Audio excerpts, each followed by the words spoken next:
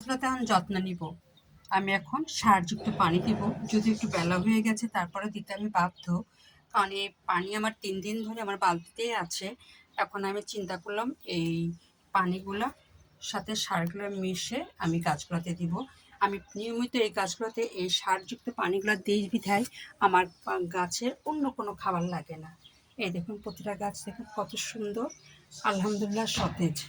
তবে এটা আমার হলো পিকনিকের আদা রসুন পেঁয়াজের পানি। পিকনিকের আদা রসুন ছুলেছি, সেটা ফেলে দিই নাই, সেটা আমি বাসায় নিয়ে এসে 1 বালতি করে রেখে দিয়েছিলাম। এই পানির সাথে মিশ্রণ করে করে আমি সারটা দিচ্ছি, কারণ এই পানি এদের জন্য খুব প্রয়োজনীয়। এবং এগুলো আমি নিয়মিত যদি দিতে থাকি তাহলে আমার গাছে আর হলো কি করতে হবে না, বাড়তি জৈব সার দিতে হবে না। কারণ আমি যখন সবজি কাটি তখন সবজিগুলো রেখে দিই, তখন আদা রসুন কাটি তখন আদা রসুন পেঁয়াজের পানিও রেখে দিই। রসুনের পানি কাজ করে মাটিতে কোনো পোকামাকড় হবে না, আর পেঁয়াজের পানি কাজ করে ফুল ফোটাতে। এর জন্য আমি কোনো পানি ফেলি না। দেখুন আমার বেলকনিতে কি সেই পরিমাণ ফুল, এই দেখুন প্রতিটা গাছেই ফুল, এই দেখুন। মানে আপনারাও অবাক হবেন যে এত ফুল ফোটে, যার ফলে আমি গাছগুলোতে খুব সুন্দরভাবে যত্ন করি। এই আদা রসুন আর পেঁয়াজের খোসা আমি আমার পিকনিকে যখন সবাই কাজ করছিল তাদের কাছ থেকে আমি পলিথিন করে নিয়ে আসছি। এই দেখুন কত কলি, দেখেছেন? প্রতিটা গাছে কলি যেমন তেমন হলো ফুল। এই গাছটা পুরা বছর ফুল দিয়েছে, হয়তো এর মেয়াদ এখন শেষ, এই জন্য ফুল ফোটা কমিয়ে দিয়েছে, তবে গাছটা খুব সুন্দর আছে। আর এই যে আমার বম্বে মরিচ দেখুন কি পরিমাণ ধরা ধরছে, এই দেখুন প্রতিটা গাছে অফুরন্ত বম্বে মরিচের কলি আসছে, এই দেখুন। এই জন্য গাছগুলোকে আমি এভাবে যত্ন করি। আর প্রতিটা গাছে এই দেখুন ফুল, দেখুন কি পরিমাণ।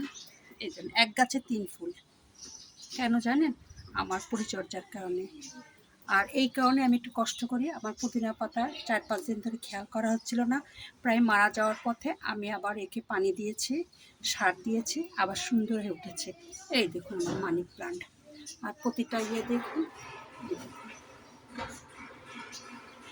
প্রতিটা গাছ দেখুন কত সতেজ, এই দেখুন।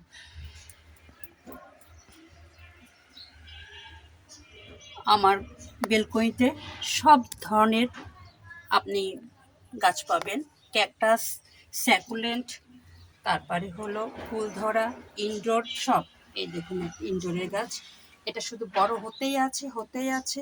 চিন্তা করছি একে কেটে আবার চারা দিব, কারণ এত সুন্দর এত বড় হয়ে যাচ্ছে যে ধরা ছোঁয়ার বাইরে। এই দেখুন, তার মানে সঠিক পরিচর্যা পাই।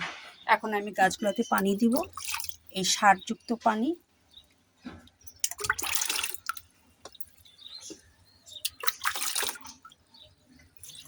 এভাবে আমি প্রতিটা গাছে পানি দেব, এই সার মেশানো পানি।